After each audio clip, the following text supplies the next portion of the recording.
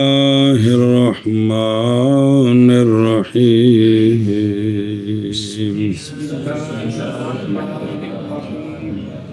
وقيل إن قرب بسم الله المصالح سبب الرحمن الرحيم للفقه المخل بالفصاحة وإن في قوله صبر صلى الله على نبينا الكريم وعلى آله وأصحابه وبارك وسلم بسم الله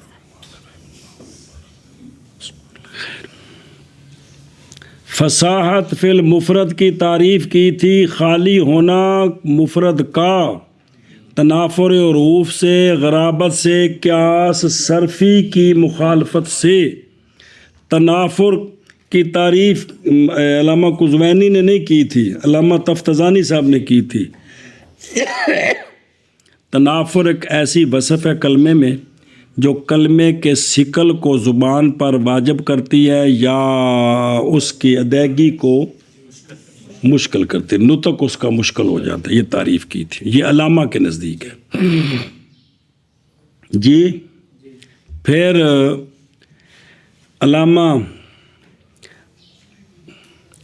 ضابطہ پہلا، وہی بس ضابطہ تو اسی بات کو دہرایا تھا کہ ضابطہ اصل میں یہ ہے جی۔ ضابطہ اصل میں قرب مخارج، بود مخارج وغیرہ یہ ضابطے نہیں، گل مک گئی۔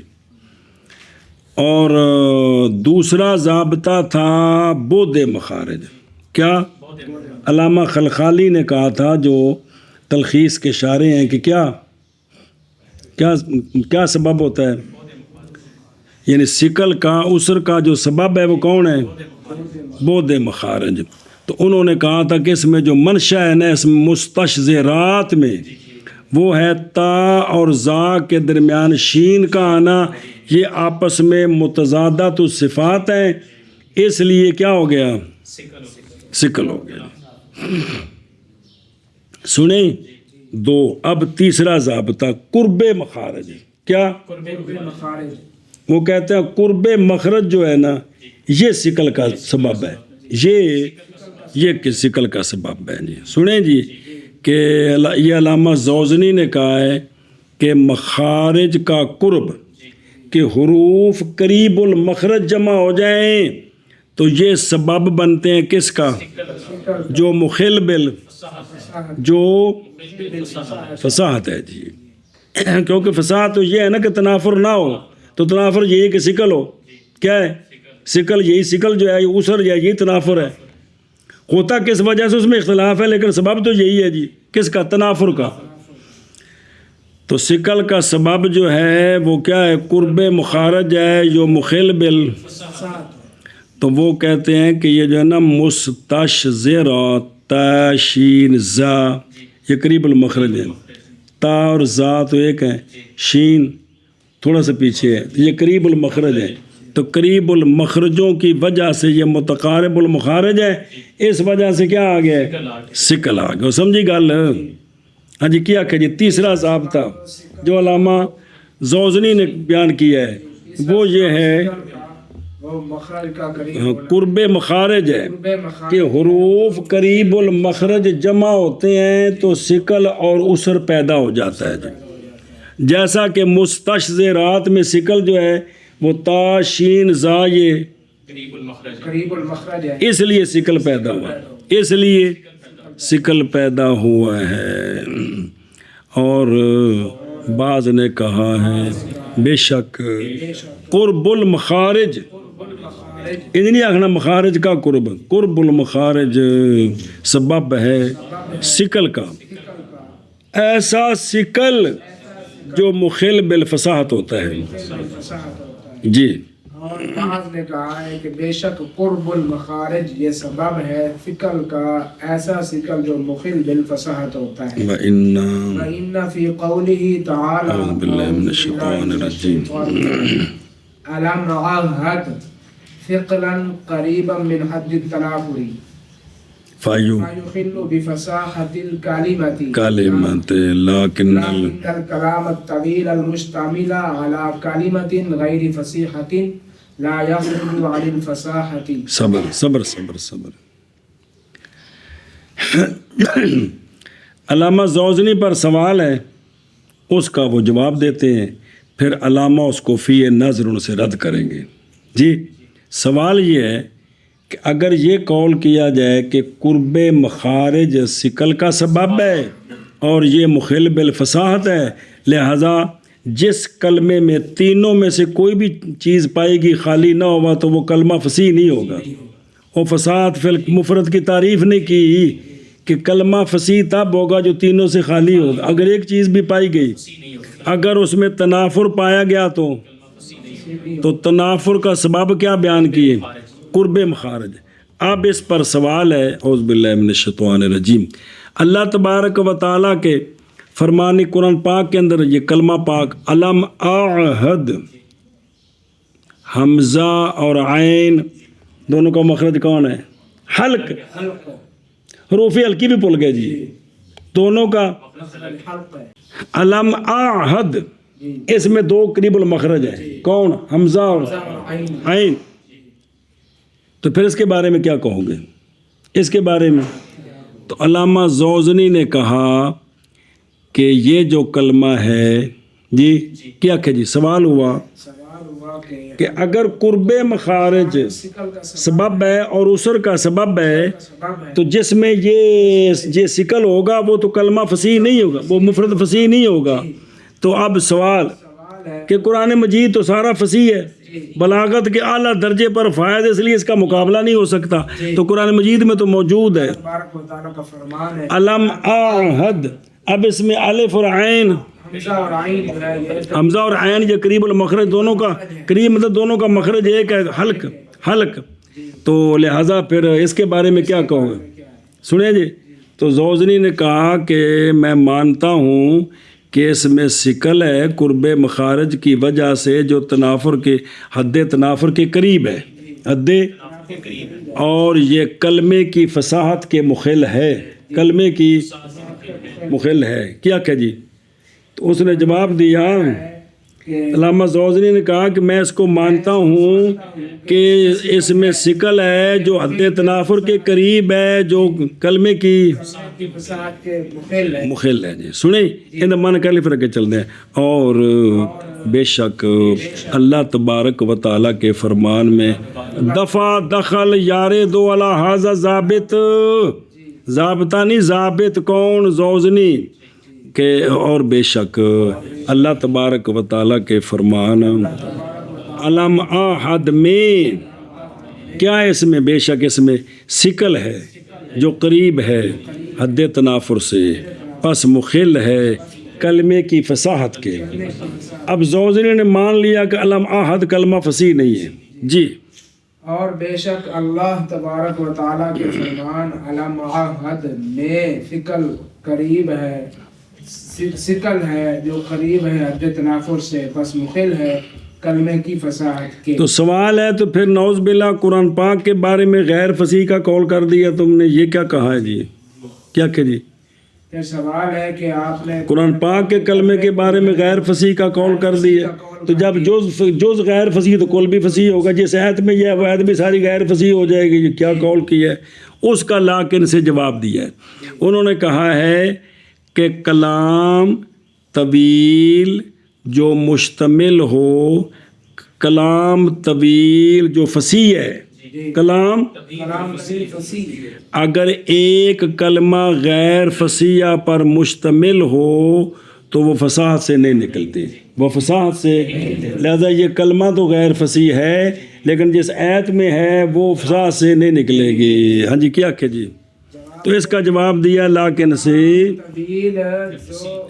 جو فصیح ہے اگر وہ مشتمل ہو کلمہ غیر فصیح پر، اس جز کی وجہ سے وہ پوری کلام فصاحت سے نہیں نکلتا. سمجھے ہی؟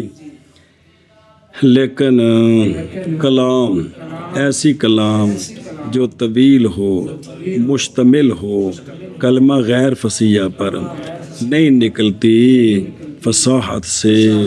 جی لیکن کلام طویل جو مشتمل ہو کلمہ پر، ایسے کلمہ پر جو غیر فصیح ہے نہیں نکلتی فصاحت سے. کس سے؟ فصاحت سے. فصاحت سے نہیں نکلتے. سنیں جی. او وَإِنَّ فِي قَوْلِ یعنی لما کان قرب المخارج سببا تو یکون، یہ لازم آئے گا، یہ سوال ہے. لیکن الکلام، یہ جواب ہے اس سے جو کہا گیا ہے کہ لازم آتا ہے اس پر میری مراد ہونا علم آہد کا. کیا لازم آتا ہے کہ سورت من القرآن کیا ہو جائے؟ حالانکہ یہ تو باطل ہے. تو اس کا جواب دیا ہے کہ کلام طویل کے اندر ایک کلمہ اگر غیر فصیح ہو تو وہ اس کا مقیس ہے. لیکن کما لا يخرج الكلام الطويل المشتمل على كلمة غير عربية عن أن يكون عربيا. اس کا مقیس لہ پیش کیا ہے جی، جس کو سارے مانتے ہیں. وہ یہ ہے کہ کلام طویل عربی کی، کلام طویل عربی، اس کے اندر اگر ایک کلمہ غیر عربی آ جائے، اس کے اندر اگر تو بالاتفاق اس کلام کو وہ ایک کلمہ عربیت سے نہیں نکالتا. عربیت سے کہتے ہیں اسی طرح اگر ایک کلمہ غیر فصیح آ گیا تو کلام طویل فصاحت سے نہیں نکلے گی. کیا کہ جی اس پر علامہ زوزنی نے مقیس لہ پیش کیا کہ کلام طویل عربی اگر وہ مشتمل ہو ایک کلمہ غیر عربی پر تو یہ بالاتفاق عربی سے نہیں نکلتی. اسی طرح اگر کلام طویل فصیح اگر ایک کلمہ غیر فصیح پر مشتمل ہو تو فصاحت سے، یہ تقریر آ گئی علامہ زوزنی کیجیے، جیسا کہ نہیں نکلتی کلام طویل جو کہ مشتمل ہو کلمہ غیر عربیہ پر، نہیں نکلتی کس سے؟ عربی ہونے سے. سنیں یہ کہ ہو وہ عربی، یعنی عربی ہونے سے وہ نکلتی نہیں. جی منع کرو. جیسا کہ نہیں نکلتی کلام طویل جو مشتمل ہے کلمہ پر، ایسا کلمہ جو غیر عربیہ ہے اس بات سے کہ ہو وہ عربی، اپنے عربی ہونے سے وہ کلام نہیں نکلتی. کلمہ نہیں، جس کلام میں وہ کلمہ غیر عربی ہے باقی کلام عربی ہے تو وہ کلام کو عربی ہی کہیں گے، غیر عربی نہیں کہیں گے. او بے خدر لا یخرجو او بے نبین جی کی او پیچھے سے نا لا یخرج الفصاحت سابقہ الی بعض الاوہام کی سن اجتماع حروف متقاربۃ المخرج سبب ہے سکل کا جو مخل ہے بے فصاحت الکلمہ، اور یہ کہ نہیں نکلتی کلام جو مشتمل ہے کلمہ غیر فصیح پر نہیں نکلتی فصاحت سے. صبر جیسا کہ نہیں نکلتی کلام جو مشتمل ہو کلمہ غیر عربی پر اپنے عربی، تو لہٰذا نتیجہ پس نہیں نکلے گی صورت جس صورت میں علم آہد ہے، یہ نہیں نکلے گی کس سے؟ فصاحت سے. سنیں جی اور تائید کی ہے اس کی اور بعضوں نے، انہوں نے کہا جی کہ بِأَنَّ انتفاع وصف الجزء جی کہ بھئی جیسا کہ فصاحت الکلام مثلاً کہ جز کی وصف کی نفی سے، جز کی وصف کی نفی لا یوجب نہیں واجب کرتی کل کی وصف کی نفی کو، کہ جز کے اندر جو چیز ہے کل کے اندر بھی وہی نام رکھ دیں کہ ایک کلمہ اگر غیر فصیح ہے تو ساری کلام ہی. بعض نے یوں تائید کی اس کی جی کما لا یخرجو کما، اس کی مثالیں دیتے ہیں موغ علی گل تو پھر بات پڑھ دیں جی. لا یخرجو کی مثالیں پہلے سمجھیں جی. اور یہ قرآن میں موجود ہے فَإِنَّهُ عَرَبِيٌّ. اللہ تبارک و تعالیٰ فرماتے ہیں اِنَّا أَنزَلْنَاهُ. اس سے کیا ثابت ہوا؟ سارا قرآن کیا ہے؟ تو قرآن کو اللہ نے عربی کہا ہے، باوجود کہ قرآن پاک غیر عربیہ کلمات پر قسطاس قرآن پاک میں ہے کہ کوئی نہیں. یہ رومی زبان کا کلمہ ہے، میزان کو کہتے ہیں جی. سجل لفظ ہے کہ نہیں؟ قطعی سجل للکتب سجل یہ کلمہ فارسی ہے، یہ نام ہے صحیفے کا. مشکات جی ہے قرآن پاک میں. قرآن پاک. فینا یہ کلمہ ہندی ہے، یہ تاکچے کو کہتے ہیں جس کا آگے سے بند ہو جی، وہ کندھ بچ آلا پرلے پاس بند. باوجود مشتمل ہونے قرآن کے ان کلمات غیر عربیہ پر نہیں نکلا اپنے، جیسا کہ اس پر دلیل خود یہ آیت ہے انا انزلناہ قرآنا عربیا. سمجھی؟ تو اس کا آگے جواب آ رہا ہے کہ یا ایھا الحضرت، جب غیر کلمہ عربی میں نقل کیا گیا تو اس کو معرب بنایا گیا، عربی بنایا گیا تو اس کو بطور عربی استعمال کیا گیا، بطور ایک. دوسرا جواب مشہور جو پڑھا ہے پیچھے ہر پھل کیجیے کہ ایک کلمہ اگر دو زبانوں میں استعمال ہو تو اس کا یہ مطلب نہیں ہے کہ ہے ان کا تو استعمال انہوں نے کیا یا ان کا ہے تو استعمال انہوں نے کیا. اس کو کہتے ہیں کہ ایک کلمہ دو لغتوں میں اتفاق ایسا ہو گیا کہ یہ معنی اس لغت میں بھی اسی لفظ سے تعبیر ہوتا ہے، اس لغت میں بھی اسی لفظ سے. اب اس لغت میں ہوگا تو یہ اور لغت ہوگی، اس میں ہوگا تو یہ اور لغت ہوگی. تو یہ نہیں ہے کہ وہ نقل کر لیے گئے، تو یہ سارے لفظ عربی ہیں. صرف اتفاق یہ ہے کہ یہ لفظ دوسری زبانوں میں بھی اسی معنی میں استعمال ہے تو کہہ دیا غیر عربی ہے. جی آگے وفی ہے. علامہ فرماتے ہیں اس میں نظر ہے، اس میں بھئی یہ جڑا بادشاہ کہہ دیتا ہے بے قرآن پاک علم آہد یہ کیا ہے، اور ایک کلمہ غیر فصیح ہو تو کلام ساری فصیح رہتی ہے، نکلتی نہیں. اس میں کیڑی نظر ہے؟ لأن فصاحة الكلمات مأخوذة في تعريف فصاحة الكلام فصاحت فصاح کیوں الكلام من غير تفرقة بين طويل وقصير. اور صبر نظر یہ ہے کہ کلام فصیح کون ہوتی ہے کی کلام فصیح کون ہوتی ہے؟ وہ اگے آ رہے ہو میرے والفصاحۃ فی الکلام میں وہ نظر ہے ہی. اور والفصاح صفحہ نمبر 19 تے او والفصاحۃ فی الکلام او خالی ہونا کلام کا ذوف تالیف سے اور تنافر کلمات سے اور تاکید سے صبر کر باوجود ما فصاحتہا کہ بھی وہ جو ہے نا تنافر کلمات سے کیا ہو، خالی ہو. سمجھے کہ اس کے سارے ما فصاحت کا مطلب اس کے سارے کلمات کیا ہوں، فصیح. ہوں واپس آ، سوال یہ ہے کہ کلمات کی فصاحت یہ ماخوذ ہے فصاحت الکلام کی تعریف میں کہ کلام فصیح وہ ہوتی ہے جس کے سارے کلمات. وہاں یہ نہیں ہے کہ لمبی کلام ہو تو تھوڑے سے کلمے غیر فصیح ہوں تو یہ فصیح رہے گی، کوئی یہ فرق نہیں ہے. مطلقاً ہے بغیر تفریقہ طویل کثیر کے. کلام لمبی ہو چھوٹی ہو تب وہ فصیح ہوگی جب اس کی ہر جز کیا ہوگی، فصیح ہوگی. جی تو اگر علم آہد کو غیر فصیح کہتے ہو تو جس آیت میں یہ ہے وہ غیر فصیح ہو جائے گی.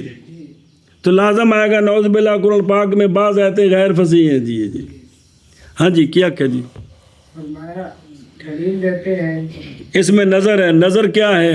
اور نقض الدعویٰ کلمات کی فصاحت یہ ماخوذ ہوتی ہے کلام کی فصاحت کی تعریف میں بغیر فرق کے کہ بھی کلام لمبی ہے کہ چھوٹی، اس کے بغیر کلام تب فصیح ہوگی جب اس کے سارے کلمات فصیح ہوں گے. ادھر دیکھو فی نظر، یعنی اس کیل میں کیا ہے، او وکیلا من حیث کیونکہ مشتمل ہے وہ دعوے پر، اشارہ کیا گیا اس کی طرف بے قولی کیڑا بلاکن الکلام الطویل، اور قیاس اشارہ کیا گیا اس کی طرف وہ کمالہ یخرج مکیس لے بنایا ہے. حاصل الامر اول کیا تھا کہ وہ شے کہ انا مدعیتہ وہ کہ دعویٰ کیا تو نے علامہ زوزنی نے یہ کہ کیا بلا کہ کلام طویل جو مشتمل ہے نہیں نکلتی اپنے یہ بات مسلم نہیں ہے، بلکہ وہ کلام نکل جاتی ہے اپنے، اور کیوں نکل جاتی ہے؟ اس لیے کہ کلمات کی فصاحت بغیر فرق کرنے کے طویل، اور لہذا فَيَلْزَمُ مِنْ انتفاع الاولیٰ، اگر اولا کا انتفاع ہوا تو ثانیہ کا کیا مطلب؟ کہ اگر اس کے کلمات فصیح نہیں ہیں تو پوری کلام بھی، اور اس وقت تحقیق باطل ہو گیا، دعویٰ قائلہ کہنا لیکن الکلام الطویلہ، اے گل لیجیے جی، اور اس میں نظر ہے، اس لیے کہ کلمات کی فصاحت ماخوذ ہے فصاحت الکلام کی تعریف میں بغیر تفریقہ کے طویل اور قصیر کے درمیان، اور اس میں نظر ہے اس لیے کہ کلمات کی فصاحت ہے فصاحت الکلام کی تعریف میں بغیر تفریقہ کے طویل اور قصیر کے درمیان۔ جی اللہ القائل فسر الکلام بما لیس بکلمۃ والقیاس، بس دوسرا رد پیچھے جو سوال ہوا تھا جی کہ بھئی وہ پیچھے دیکھو نا سوال سے، بھئی علامہ نے کہا کہ بھئی مفرد بھی فصاحت کے ساتھ موصوف ہوتا ہے، کلام بھی ہوتی ہے، اور مفرد کے ساتھ کتنے موصوف ہوتے ہیں؟ فصاحت کے ساتھ کتنے موصوف ہوتے ہیں؟ متکلم۔ تو سوال تھا کہ کلام جو ہے مفرد جو ہے وہ تو جانتے ہو کہ اسم فعل حرف ہے جی، متکلم کلام کرنے والا ہے، اور کلام جو ہے وہ تو کلام تام کو کہتے ہیں، تو مرکب ناقص نکل گیا کہ کوئی نہیں؟ یہ سوال تھا، اور پچھلا سبق پڑھا کہ کوئی نہیں، یہاں مرکب ناقص نکل گیا تھا، اس کا کیا جواب دیا؟ دیکھو تو پچھو، اور صفحہ نمبر 15 جی، قیلا المراد ما لیس کلام سے مراد جی، کلام سے مراد ما لیس بے، تو اب کلام شامل ہوگی کس کو؟ مرکب اسنادی کو بھی اور مرکب دونوں کو، کہ نہ ہو گئی؟ آگے سمجھے؟ اب آگے انہوں نے وضاحت کی تھی، اور علامہ نے کہا تھا کہ اس میں نظر ہے، کیا ہے؟ اس لیے کہ ما صحیح ہوگا یہ کہ عربی بولے نا کہ مرکب ناقص کو کہے نا کہ کلام منفصل، حالانکہ وہ یہ نہیں کہتے، سنیں جی۔ اور دوسرا انہوں نے کہا تھا حق یہ ہے کہ یہ جو ہے نا مرکب ناقص یہ کس میں داخل ہے؟ یہ تو علامہ کی تحقیق مفرد میں داخل ہے، کیونکہ مفرد جو ہے وہ 3-4 چیزوں کے مقابلے میں بولا جاتا ہے، یا اس بات کو دخل نہیں ہے یا قیلا کو دخل ہے، کس کو؟ اب واپس آؤ، بسم اللہ۔ اور رد یہ ہے کہ یہ جو قائل ہے اس نے تو کلام کی تفسیر کیا مال ایسا بھی جو کلمہ نہ ہو، جو کلمہ، اب کلام کے اندر کس کو داخل کیا تھا؟ مرکب ناقص کو، کہ نہیں داخل کیا تھا؟ اجی ہن بخایا تو نے پیچھے جی، اس نے مرکب ناقص کو کیا کیا تھا؟ کلام میں داخل کیا تھا، تو جب مرکب بھی کلام کو شرح پڑھ دیں پھر داخل ہے اس میں، تو اب جو مرکب ناقص ہے جی وہ تو مختصر ہے، وہ تو کلام طویل بنتی ہی نہیں ہے جی، تو اب اس کو کلام میں داخل کی ہے، تب اس کا اگر ایک کلمہ بھی غیر فصیح ہوا تو پھر اس کو فصیح کہو، مضاف علیہ سے مضاف غیر فصیح ہے تو اس کو فصیح کہو، مضاف علیہ غیر فصیح ہے تو پھر بھی اس کو، وہ کلام طویل ہے ہی نہیں ہے، وہ مرکب ناقص کلام طویل نہیں ہو سکتا جی، سمجھے ہی کیا کہ جی۔ دوسرا رد کہ یہ جو قائل ہے جس نے یہ کہا ہے کہ بھی کیا قائل ہے کہ قرب مخارج ثقل کا سبب ہے، قرب مخارج ثقل کا سبب ہے، اس قائل نے پیچھے کلام کی تفسیر کی تھی ما لیس بکلمۃ، اور کلام کے اندر داخل کیا تھا کس کو؟ مرکب ناقص کو، مرکب داخل کیا تھا۔ ہوں درو او بے خود رو اور شرح متفق حاشیت کو کھانے پیجے، یعنی کلمات کی فصاحت کی مدخلیت کلام کی فصاحت میں، کہ کلموں کا فصیح ہونا کلام کی فصاحت میں علا قول ہی، اس کے قول پر اکثر ہے ان کے قول سے کہ جنہوں نے تفسیر کی تھی کلام کی کس کے ساتھ؟ تام کے ساتھ۔ وجہ اس لیے کہ لازم آئے گا مفردات کی فصاحت کا شرط ہونا کس میں؟ دونوں میں، اس قائل کے مطابق دونوں میں سارے کلمات کیا ہونے چاہیے؟ فصیح ہونے چاہیے۔ کیوں؟ بوجہ اجماع کرنے ان کے مفردات کی فصاحت شرط ہے کس میں؟ اور وہ اس کے نزدیک مشامل ہے کس کو؟ ناقص کو۔ جی کل سمجھی؟ برخلاف مرکب ناقص ان کے غیر کی تفسیر پر، اس لیے کہ مفردات کی فصاحت بعض شرط ہے کلام کی فصاحت میں، مرکب ناقص جو ہے علا تفسیر غیری وہ کلام نہیں ہے، لہذا اس وقت خلل لازم آ گیا اس قائل کے لیے من وجود کلام فصیح بغیر فصاحت کلمات کے اکثر اس کی تفسیر پر۔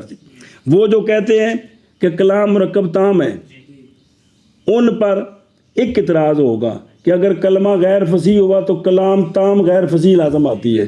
اس پر دو اعتراض ہو جائیں گے۔ کس کے نزدیک تو کلام جو ہے وہ شامل ہے دو فردوں کو، کس کو؟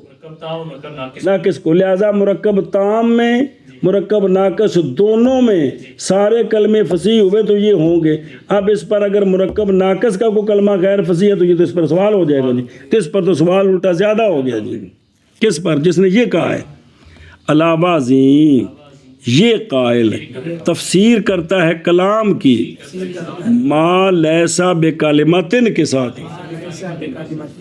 ہاں جی، علاوہ ازیں علاوہ عین یہ تفسیر کرتا ہے کلام کی ما لیسا بکلمتن کے ساتھ۔ آگے سمجھیں، اے شابہ سے تے والکلام والقیاس والقیاس علی الکلام العربی ظاہر الفساد۔ اور یہ جو قیاس کیا تھا انہوں نے کس پر؟ کہ کلام غیر عربی، اگر کلمہ غیر عربی ہو تو پوری کلام عربی سے نکلتی نہیں ہے، یہ قیاس ظاہر الفساد ہے۔ یہ قیاس کے مقیس لہ نہیں بن سکتا، یہ مقیس لہ کیا کیا؟ جی انہوں نے جو قیاس کیا تھا کہ کلام عربی پر، یعنی اگر کلام عربی میں کوئی کلمہ غیر عربی آ جائے تو وہ عربی ہونے سے نہیں نکلتی۔ یہ جو قیاس کیا تھا یہ اس کا مقیس لہ نہیں بن سکتا۔ اور دیکھو پچھلی گل جی رہ گئی سے پڑھ لو، پوری کرو کہ مرکب ناقص، اور اس وقت پس خلل لازم اس قائل کے لیے من وجود کلام فصیح بغیر فصاحت کلمات کے اکثر ہو گیا۔ جی اس لیے کہ لازم آئے گا خلل کس میں؟ مرکب تام اور ناقص دونوں میں، بوجہ قوم کے اجماع کے اس بات پر کہ کلام کی فصاحت میں شرط ہے کس کی فصاحت؟ تو اب دونوں آ گئے۔ اور یہ قائل تفسیر کرتا ہے کلام کے اس کے ساتھ جو کیا ہے؟ تو پس اگر یہ قائل تفسیر کرے کلام کی تام کے ساتھ تو البتہ فساد حاصل ہوگا فی قولی لیکن الکلام، لازم آئے گا اس کو کس میں؟ مرکب تام میں فقط، لیکن اس نے تو عموم کیا ہے تو دونوں کو شامل ہو گئے۔ جی اب ظاہر الفساد سمجھیں، ظاہر الفساد کیوں؟ لے وجود وہ فارق کیے، سنی اس لیے کہ کلام کی فصاحت میں شرط کی گئی ہے کلام کے سارے اجزاء کی فصاحت۔ یہ مقیس ہے، یہ مقیس ہے کلام کی فصاحت میں۔ اور وہ اجزاء کون ہے؟ بہیا۔ اور نئی شرط کی گئی کلام کے عربی ہونے میں اس کے سارے اجزاء کا، یہ شرط نہیں ہے، اس لیے کہ کافی ہے ہونا اکثر کا کس پر؟ فی نسبت المجموع الیہم۔ آگے سمجھ؟ تو اب ایک میں شرط ہے کہ سارے اجزاء، تب وہ کلام فصیح ہوگی، اور جو مقیس لہ بنا ہے اس میں سارے کلمات کا عربی ہونا شرط نہیں ہے۔ تو قیاس نہیں ہو سکتا. کیوں ہو سکتا ہے؟ مقیس اور ہے، مقیس اور ہے جی. ادھر دیکھ بھئی کس طرح دلیل بے دلیل اتفاق النحات علی وجود العجمہ کس میں؟ ابراہیم میں جو غیر منصرف کے سبب بناتے ہیں تو وہ کیا ہوتے ہیں؟ عجمہ. اور تجمہ کون ہوتا ہے؟ جو غیر عربی میں استعمال ہو جی. آگے سمجھ ورنہ ابھی اس میں کتنے اور ہیں جی. تو اس میں عجمہ سبب ہے غیر منصرف کے اسباب میں سے. تو حالانکہ یہ قرآن پاک میں موجود ہے، باوجود ہے کہ سارے مسلمانوں کا اتفاق ہے کہ قرآن کیا ہے؟ جیسا کہ نص ہے اس پر. اور اگر تسلیم کریں شرط ہونا کلام کے عربی ہونے میں، سنیں کہ سارے کلمے عربی ہوں گے تب کلام، تو پس اطلاق عربی کا اس پر باعتبار اسلوب کیا ہے کہ اس کا اسلوب عربی ہے، نہ کہ اس کے، یا یہ کہ وہ کلمہ جو کہ واقعہ اس میں مما ان سے کہ واہم کیا گیا کہ وہ کیا ہے؟ یہ توارد اللغات سے ہے. کیا ہے؟ توارد اللغات. یہ ہے کہ ایک لفظ دو زبانوں میں استعمال ہے اسی معنی میں، تو یہ اس کو کہتے ہیں توارد اللغات. کیا کہتے ہیں؟ توارد اللغات. یہ نہیں ہوتا کہ کسی نے دوسرے سے نقل کیا. جیسا کہ صابون کا لفظ اس کا ساری لغتوں میں ایک ہی ہے، عربی میں بھی صابون ہے، ساڈے کول بھی وہ تو صابن بنا لینا لفظ صابون ہے جی. اب یہ نہیں کہ بھئی پنجابیوں نے عربیوں سے لیا یا عربیوں نے یہاں سے لیا، یہ مطلب نہیں ہے جی. آگے سمجھ آگے جی. اور قیاس کلام عربی پر ظاہر الفساد ہے. کیوں؟ لے وجود الفارق لے او دس، ایک میں شرط ہے اور ایک میں شرط کوئی نہیں ہے جی. ہاں جی آگے. قیاس کلام عربی پر یہ ظاہر الفساد ہے. عدم خروج الصورت عن الفصاحة فمجرد اشتمال القرآن على كلام غير فصيح بل على كلمة غير فصيحة مما يقود إلى نسبة الجهل أو العجز إلى الله تعالى الله عن ذلك كبيرا. اچھا جی، ان کہتے ہیں ارخائے عنان. کیا کہتے ہیں؟ بھی چلو تمہاری بات مان لیتے ہیں جی، لیکن پھر بھی یہ سوال ہے، پھر بھی یہ طریقے کی ہے انہوں نے باغ ٹلی کرنی بھی تھوڑی گل من لئی، پھر بھی سوال ہے. کیا؟